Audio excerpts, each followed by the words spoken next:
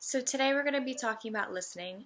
There are several ways of listening, and with just each way, we can build our relationships for the better. Julian Treasure actually tells us that we spend 60% of our conversation times listening, but may only retain 25% of it. We rely on patterns to listen better, and we may also become very distracted from our everyday lives. There will always be ways to break the barriers of listening since the world is so noisy in more ways than one. It's, however, very important to remain on track and reset yourself if you find that your mind is becoming distracted. So there's dialogic listening, which is a type of listening where two or more people are sharing thoughts with one another. Their conversation will be for the purpose of sharing ideas and thoughts for the same drive and motivation. Those engaging in dialogic listening will feed off of each other's words to engage in a better shared experience.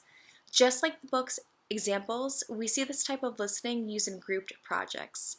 So the goal of a group is to support one idea and to present a knowledgeable project at the end.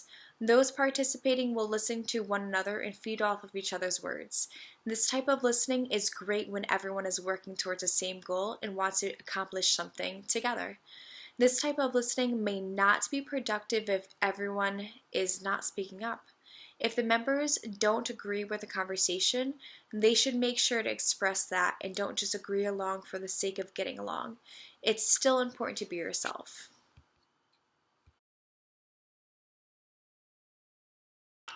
Okay, we have 3 weeks for this project. I think we could do well, but we should split up the work.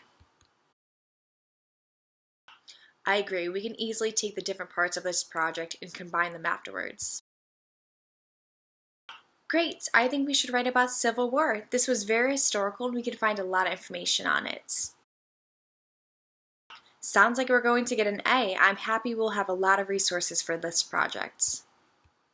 This type of listening is great because we can stay tuned in with the other person so well. A healthy way to engage in this type of conversation is by using our hands. Touching the person appropriately or nodding to show you understand. This type of interaction may not be great for the outsiders. We are closing the doors to the other people we are avoiding and can hurt relationships around us if we are acting like clique people. Avoid blocking out others by noticing your settings. Healthy listening in the scenario is watching the moves of the person you are talking to. Are they looking down? Are they shifting their gaze a lot? Are others around you eyeing the conversation like they might want to put in some inputs? And then there's empathetic listening. This type of listening is considered to be when we put ourselves in the other person's shoes. We learn from the perspectives by preaching what they are saying. This is a very active way of listening because once we listen, we then interpret by doing our best to understand the other person's thoughts.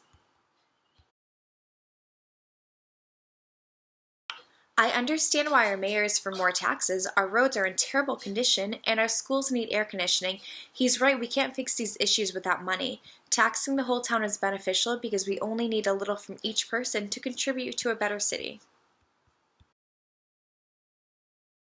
I'm glad you took the time to understand where the mayor is coming from. It seems like you really listened and understood what he had to say. This is a great way of listening because it helps us get closer to the person we are conversing with. A healthy way to engage in this type of conversation is by showing over emotions on our face, like frowning or nodding, showing that we understand by our expressions.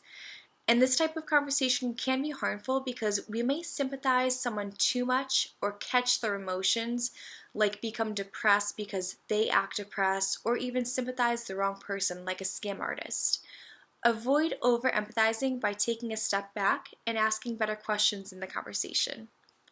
And then there's analytic listening. This is the type of listening where we search for cues. We listen and we try to figure out what the speaker is trying to say, and we're trying to read between the lines. We may do this type of listening when we are unsure of someone's feelings on something, or if we're trying to figure out what someone really means when they are talking. I don't really know if she's telling me the truth. I look at her straight in the face and watch for slight movements that would show she's lying. I listened to every word she said to see if she would slip up where she was or where she's going, and I noticed she didn't use her hands a lot, which she usually does. Was she nervous because she was lying? That's just one example about being an analytic listener. And this can be a good listening skill if you are someone like a detective who may need to read between the lines, and it can be helpful if you're trying to understand the speaker's point of view. A healthy way to engage in this type of conversation is by talking and by taking a moment to think, or even taking the time to look at how the speaker is expressing their emotions by their face expressions or by their gestures. This type of listening can be harmful if we do overanalyze. Avoid doing this by taking a moment to stay silent, or just let the other person talk, or allow yourself to think for a moment when it's quiet. There are many listening barriers in our lives. We actually tend to live with many distractions, which can cause harm on our ability to listen to others in our relationships.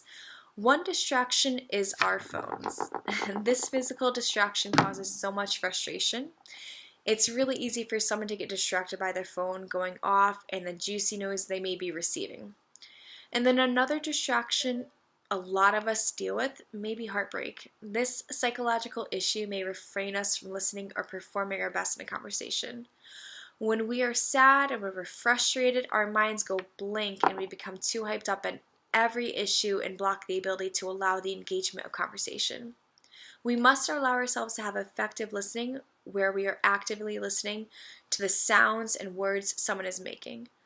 And another interesting barrier is being hearing impaired from external noises. For example, or if you're at a concert and you try to express your thoughts with your friends, you will find that it's very difficult to hear them or project yourself loud enough for them to hear you. And then a lot of times we pseudo-listen, where we fake listen because we'd rather do our own thing. Guilty. For example, we may be playing a game on our phone while listening to somebody. Yeah, I totally agree with you. Yep. Our phones can be a physical distraction in our conversations. We may also have selective listening. Why listen to the whole conversation when you only need to get the important information? Because we may not actually interpret the right idea if we don't hear the whole message. That's just one way wrong information can spread. This can be caused by environmental distractions also, like a cute dog walking by while someone is talking. Oh, really? Yeah. Uh-huh. What? And then sometimes life can stress us out and work us too hard. It can be overbearing, which makes information overload a term for us. Life can become a psychological distraction that ruins our listening skills. For example, we may act like this when we are overloaded.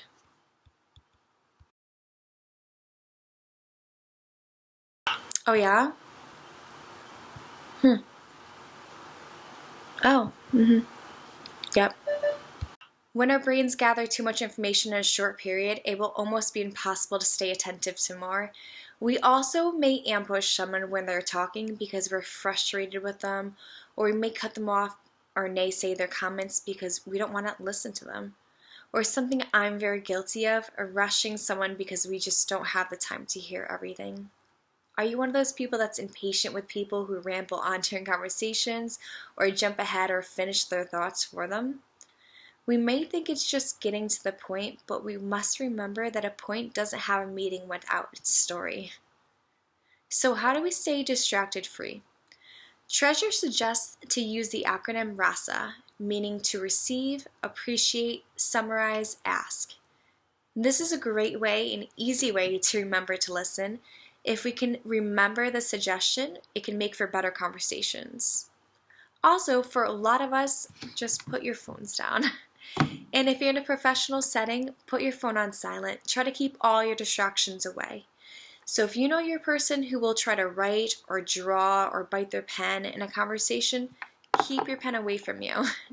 And just try to notice your distractions, acknowledge them, and actively avoid supporting your distractions.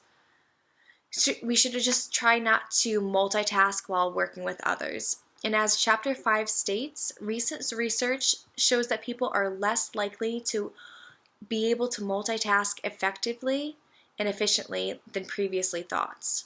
Also, remember it's important to keep your eyes on the one who's conversing. If we take the time to engage with the speaker, whether it is looking at them or understanding their emotions as they talk, we can understand their purpose better.